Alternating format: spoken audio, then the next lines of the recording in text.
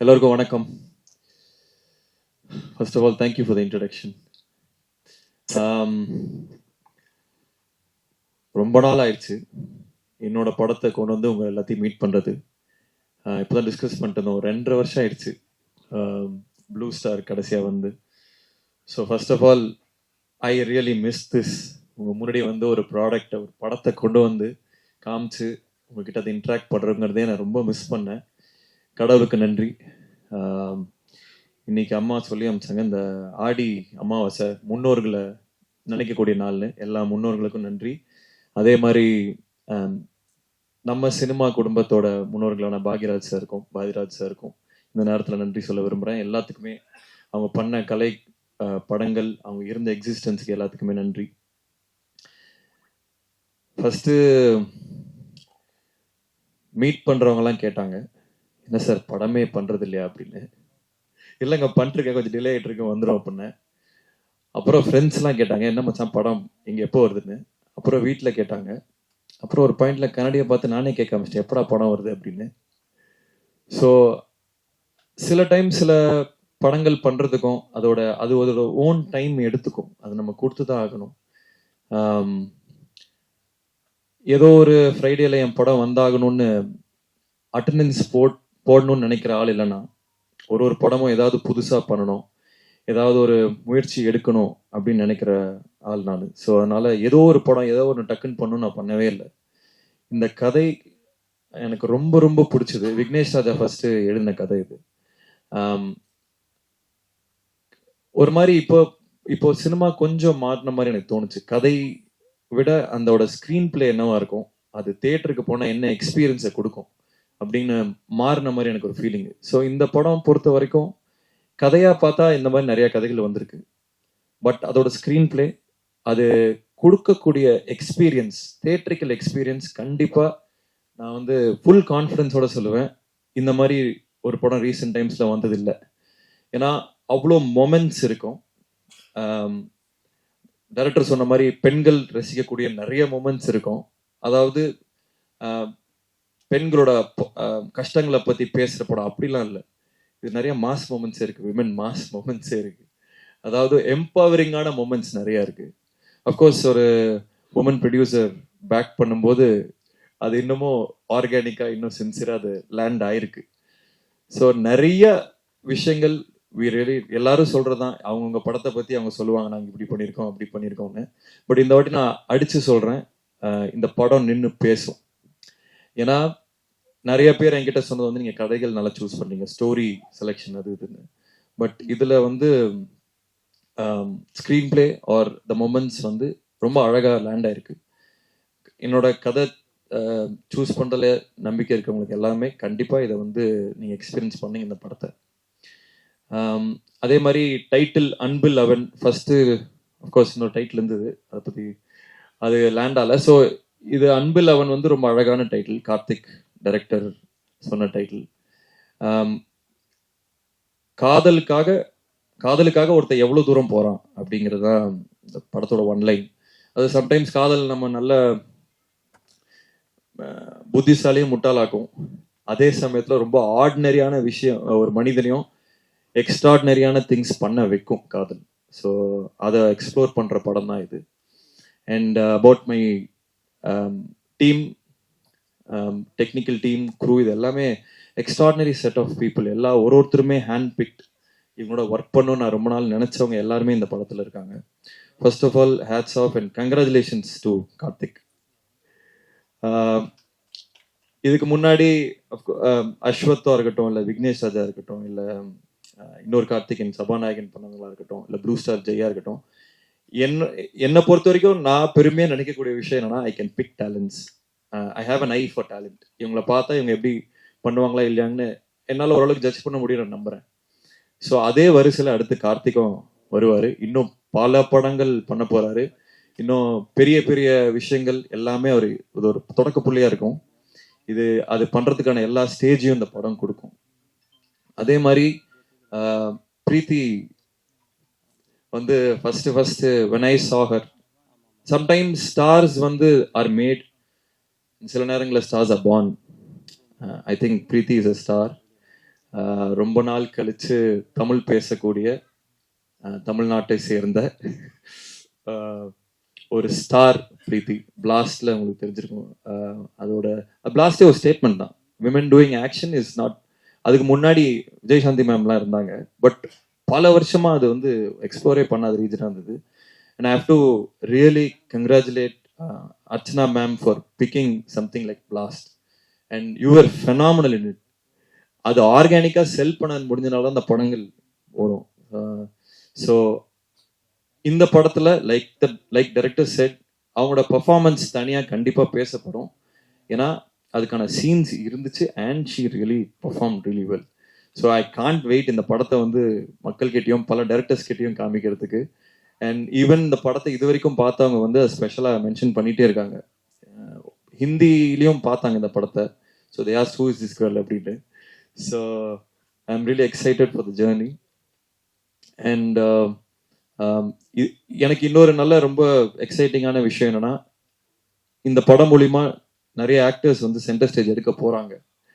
ஏற்கனவே நடிச்சிட்டு இருக்காங்க. இவங்க எல்லாத்தையுமே நான் ஆடியோ லான்ச் அப்போ இன்னும் நிறைய பேசுறேன். பட் அவங்க எல்லாருமே இந்த கேரக்டர் ரோல்ஸ் ஆர் மோர் வேற ரோல்ஸ் பண்ணவங்க எல்லாருமே எக்ஸ்ட்ராடனரியா பெர்ஃபார்ம் பண்ணிருக்காங்க. அவங்க எல்லாருக்குமே வந்து ஒரு பெரிய கெரியர்ஸ் எல்லாமே செட் ஆகும் இந்த படம் மூலியமான்னு. மகா அங்க ஃப்ரண்ட்ல வர ஒன்ட்டியா ஓகே. ஹைவா ஹவையோ. டெல்லி கணேஷ் சாரோட பையன் மகா அங்கே இருக்காரு. ஸோ அவரும் ஒரு சம்மர் ரோல் பண்ணியிருக்காரு. கதிர் சார் இருக்காங்க. எல்லாமே நான் இன்னும் டீட்டெயில்டாக ஆடியோ லான்ச்சில் பேசுகிறேன். And like they said, Govind வசந்தாவோட கான்சர்ட் இது. ப்ராபப்ளி 96 அதுக்கான இணையான ஒரு ஆல்பமாக சொல்லலாம். ஏன்னா படத்துக்கு அது தேவைப்பட்டது. ஒரு மியூசிக்கில் ஒரு நிறைய விஷயங்கள் தேவைப்பட்டது அந்த எக்ஸ்பீரியன்ஸ் கிரியேட் பண்ண. And Kovind is extraordinary. அதாவது அவருக்கு வந்து இன்னும் கொஞ்சம் நிறைய தீனி கொடுக்கணுமோன்னு தோணுச்சு. இந்த படம் தாண்டி இன்னும் அந்த டியூன் மாதிரிலாம் கொடுக்கணும்னு தோணுச்சு. இன்னும் ஒரு எக்ஸ்ட்ராடினரி கேன்வஸ் அவர் கொடுத்தா அவர் பண்ணக்கூடிய ஆளு. நம்ம ஊர்ல அவர் சாதாரணமா சுத்திட்டு இருக்காரு, but he is an extraordinary guy. இன்னும் நிறைய அவரோட ஒர்க் பண்ணணும்னு ஆசைப்படுறேன். அண்ட் மை பிரதர் ஏப்ரஹாம், அதாவது ஒரு போருக்கு போகணும்னா ஒரு படைத்தளபதி யாரோட போலாம்னா இதோட போகலாம். ஸோ எல்லா team and crew, Gautham, Selva, again my brother, Vijay, எல்லா க்ரூ மெம்பர்ஸ்க்கும், ராமத்துல்லா, எல்லாருக்குமே we will share stage on audio launch. இது வரும் டைட்டில் டீசர் தான். So again I am so happy. First of all உங்கள் எல்லாத்தையும் பார்க்கறதுல எனக்கு ரொம்ப சந்தோஷமா இருக்கு. ரொம்ப நாள் கழிச்சு பார்த்ததில்ல. இந்த படம் இன்னொரு ஃபியூ வீக்ஸில் வரும். டெஃபினட்டாக எனக்கு உங்கள் சப்போர்ட் எல்லாமே தேவை. இது வரைக்கும் என் கெரியர் ஸ்டார்டிங்லேருந்து நீங்கள் எல்லாரும் என்னை பார்த்துட்டு இருக்கீங்க. உங்கள் சப்போர்ட் இல்லாமல், உங்கள் சப்போர்ட்டால் மட்டுமே நான் இங்கே நிற்கிறேன். உண்மையை சொல்லணும்னா எந்த வித எக்ஸ்டர்னல் புஷ் இல்லாமல் வெறும் ப்ரெஸ் எழுதுறது, நீங்கள் சொல்கிறத பொறுத்துமே என்னோட படங்கள் ஓடி இருக்கு, அதன் படங்கள் இருந்திருக்கு. ஸோ இந்த படத்துக்கும் கண்டிப்பாக உங்கள் எக்ஸ்டெண்டட் சப்போர்ட் தேவை. இன்னொரு முக்கியமான விஷயம், I'd like to really thank my sister Abhinaya for being who she is. அவ்வளோதான். அது இந்த விஷயம் அந்த விஷயம் இல்லை. சின்ன வயசுலேருந்து திருப்பி அந்த இன்னொரு ஓமேகல்ல ஸ்டேஜில் சொன்னேன். ஸ்கூலில் நான் ஃபெயில் ஆகிட்டே இருந்தேன். அப்போ வந்து அம்மா, அவள் ஹாஸ்டலில் இருந்தா, அம்மா வந்து ஒரு லெட்டர் அனுப்பிச்சாங்க. இந்த மாதிரி உன் தம்பி ஃபெயில் ஆகிட்டே இருக்கான், இதை வந்து பண்ணு அப்படின்னு. ஒரு வாரம் லீவ் போட்டு வந்து நங்குன்னு கொட்டி என்னை படிக்க வச்சு பாஸ் பண்ணான். ஸோ கிட்டத்தட்ட அதே பேக்கிங் இன்னமும் அது கண்டினியூ ஆகிட்டு இருக்கு. எனக்கு தெரிஞ்சு இஃப் ஐ ஹாவ் ஒரு டீமாக இருக்கும், ஒரு சப்போர்ட் சிஸ்டம் இருக்குன்னா ஐ ஹாவ் அ பி தேர். ஸோ அண்ட் அவளோட விஷன், அவளோட ஏஸ்தட்டிக் சென்ஸ், அவளோட என்ன மாதிரி கதைகள் பண்ணணும் அப்படிங்கிறது எல்லாமே பூர்த்தி அடையும் போது ரொம்ப ஒரு விஷனரி ப்ரொடியூசராக she will flush up in the coming years.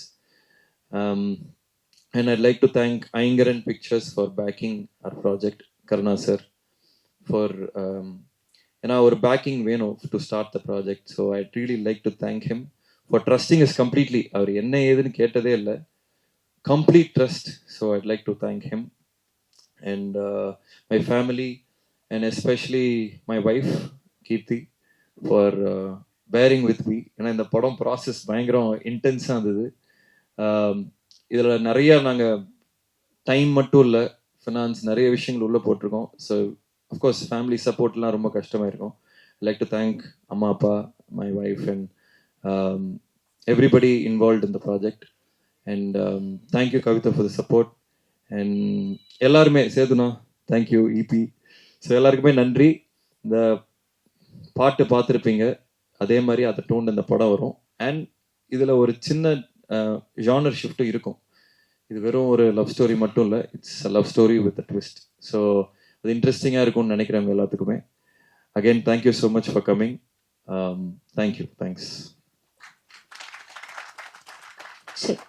Sir கொஞ்சம் எங்களுக்காக ஒரு 2 நிமிடங்கள் நீங்க ஸ்டேஜ்ல இருக்கணும். சரி, நீங்க பேசினவர்களும் ரொம்ப அழகான விஷயங்களை வந்து எங்க கூட ஷேர் பண்ணிக்கிட்டீங்க. பர்டிகுலரா என்ன சொல்லணும்னா, தம்பி உடையான் படை கஞ்சான்னு சொல்லுவாங்க. ஆனா நீங்க பேசினதை கேட்கும்போது சகோதரி உடையான் படை கஞ்சான் அப்படின்றத ரொம்ப அழகா சொல்லிட்டீங்க. எஸ், படத்தினுடைய லீட் ஆக்ட்ரஸ் ஆக பிரீத்தி முகுந்தன் அவர்கள் இருக்காங்க இல்லையா? ஸோ அவங்கள பத்தி ஒரு 2 கேள்வி உங்ககிட்ட கேட்கணும் அப்படின்னு படக்குழு ஆசைப்பட்டாங்க, நாங்களும் ஆசைப்படுறோம். கேட்டுடலாமா சார்? சொல்லுங்க. ஸோ அடிக்கடி அவங்க செட்ல வந்துட்டு பண்ற ஒரு ஹேபிட் என்னவா இருக்கும்? கால் ஆட்டுறது. நீங்க அவங்க இப்போ நான் உட்கார்ந்திருக்கும் போது கூட இருக்கும்.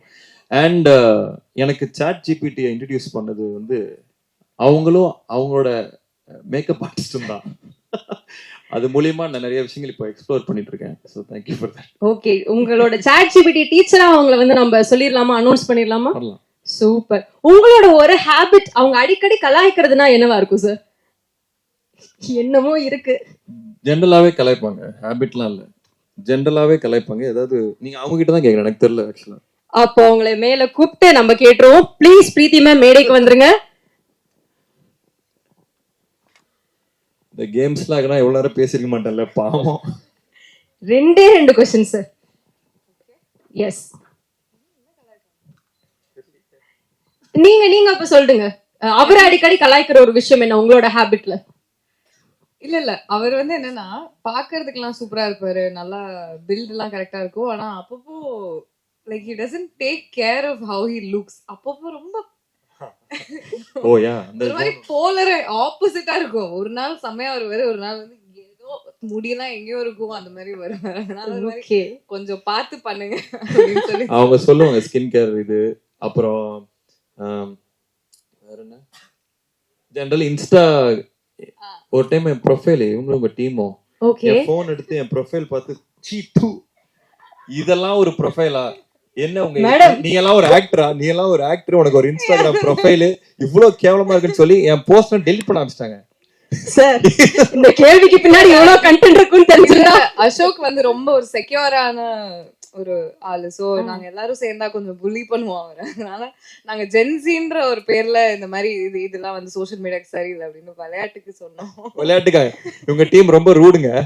ஐயோ, எடுத்து இதெல்லாம் நீ ஏன் போடுற டெலிட் பண்ண ஆரம்பிச்சிட்டாங்க. பட் எனக்கு என்ன புரிஞ்சதுன்னா, because I've seen him so much better. நல்ல போட்டோலாம் இருக்கும். ஆனா மேடம் அத மேடை போட்டு சொல்லணுமா? இல்ல they were all friends. மெயினா சும்மா விளையாட்டு தான். பயங்கர ஜாலியான ஃப்ரெண்ட்ஸாவே நீங்க மாறிட்டீங்க இல்லையா? நாங்க ஒரு 40 days முன்னார்ல ஷூட் பண்ணோம் அந்த படம். So we were an intimate set of crowd. Sir, அந்த 45 days முன்னார்ல ஷூட் பண்ணீங்கன்னு டீம் சொன்னாங்க.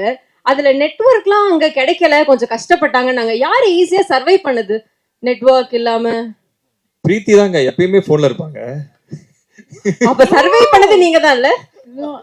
இல்ல சோ பேசிக்கலி அவங்க போன் சிக்னல்னா அவங்க டீம் யாரோ ஒரு போன்ல இருப்பாங்க, அவங்களுக்கு சிக்னல் இருக்கும். அவங்க வெளில நின்னு எனக்கு ஹாட்ஸ்பாட் போட்டு விடுவாங்க. அங்க இங்க நெட்வொர்க் வேற மாதிரி சிஸ்டம் வச்சிருக்காங்க அவங்க. நான் கத்துக்கணும். நான் வந்து 12 வருஷம் ஆகுது. பட் அவங்க ஒரு சிஸ்டம் வச்சிருக்காங்க தெரியுமா, இவங்க இதெல்லாம் பண்ணலாம், இவங்க அதெல்லாம் பண்ணலாம். உங்க டீம் பத்தி நான் சொல்லணும், வந்திருந்தாங்கன்னா நான் சொல்லலாம். Extraordinary team. டீம்ல மொத்தம் எத்தனை பேர் இருக்காங்க மேடம்? 3 பேர். சூப்பர். சோ முன்னாடிலயும் வந்து நெட்வொர்க்கை வந்து வாங்கி கொடுத்துருக்காங்க அப்படின்னா நிச்சயமா பாராட்டக்கூடிய ஒரு விஷயமா தான் இருக்கும். எஸ், 2 பேருமே இந்த ஃபர்ஸ்ட் லுக் பார்க்கும் போதே தெரியுது பயங்கர ரகடா பயங்கர ஆக்ஷன்லாம் பண்ணிருப்பீங்க போல. யாரு பயங்கரமா கோவப்படுவாங்க, கோவப்பட்டு நடிப்பாங்க ஸ்கிரீன்ல? ஒரு செம்மையான ஒரு ஆங்கர் சீன் இருக்குன்னா சூப்பரா கோவப்படுறாங்களே இவங்க அப்படின்னா யார்? ஸ்பாயிலர் நான் தான் நினைக்கிறேன். அசோக் தான். ஓகே, ஜெனரலாவும் கோமா அப்பப்போ சுத்திட்டு இருப்பேன். ஆமா, அப்புறம் இல்ல பாவம் அவர் ப்ரொடியூசர் ஆக்டர் ரெண்டுமே இல்ல. சோ அப்பப்போ அது மாறிட்டே இருப்பாரு அன்னியன் மாதிரி. ஆக்டரா அண்ணன் மாதிரி ஆக்டரா இருந்தா ரொம்ப சில்லா இருப்பாரு. ஆக்சுவலா very easy, very fun to work with. Okay ப்ரொடியூசரா இருந்தா கொஞ்சம் டெரரா இருப்பாரு. ஓகே ஆஸ் அ உங்க கண்ணு முன்னாடி சும்மா சில மாதிரா, அதாவது சில ஆக்டர்ஸ் எல்லாம் பார்த்தா எனக்கு அப்படியே பில்லே கண்ணு முன்னாடி வரும். ஒரு நாளைக்கு 1 லட்சம் கொடுத்து உட்கார வைக்காது, எடுக்கடா அதாவது அப்படின்னு இருக்கும். அது அன்னியன் மாதிரி ஸ்விட்ச் ஆயிட்டு தான் அங்க இருக்கு. பயங்கர இன்டென்ஸான ஒரு ப்ரொடியூசராவும் இருப்பாரு போல. Right. So Preethi ma'am, as a பெர்ஃபார்மரா நம்ம அசோக் சார ஒன் வேர்ட்ல ரிவ்யூ பண்ணணும்னா என்ன சொல்லுவீங்க? கம்பெல்லிங். ஓகே அவர் பெர்ஃபார்ம் பண்ணும்போது அந்த கம்பெலிங் நான் நினைப்பேன். யாரையுமே நான் கம்பல் பண்ணலையே. ChatGPT. அதாவது ஸ்கிரீன்ல அவரை பார்க்கணும், அவரோட கேரக்டர் என்ன ஃபீல் பண்றாங்களோ அதை நமக்கும் ஃபீல் பண்ணணும் அப்படின்னு தோணும். அந்த ஒரு ஜெனுவினிட்டி, ரொம்ப எம்பத்தட்டிக்காக அந்த கேரக்டர் எடுத்துட்டு போகக்கூடிய ஒரு பர்சன் சொல்லலாமா? ஆமா ரைட். இல்ல அவர் பெர்ஃபார்மன்ஸ் வந்து கம்பெலிங் அதானே.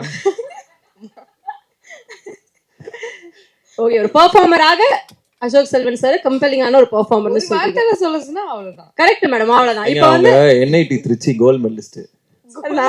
அதனால எல்லாரும் கொடுக்க மாட்டாங்க. Extra bit. ஓ சொல்லாமா?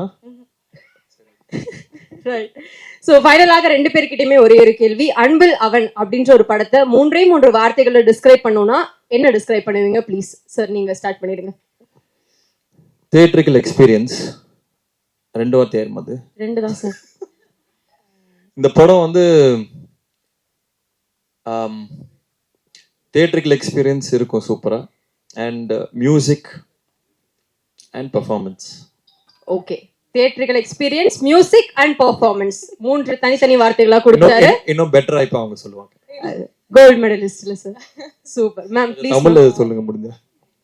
கம்பெலிங்களா சொல்லுங்க. சிம்பிளாவே சொல்லிட்டா, it's a beautiful love story. ஆஹா, பாத்தீங்களா, பிடிச்சாங்க பாருங்க. Beautiful love story. கத்துக்கணும், உங்க கத்துக்கணும். சான்ஸ் முடிஞ்சிருச்சு.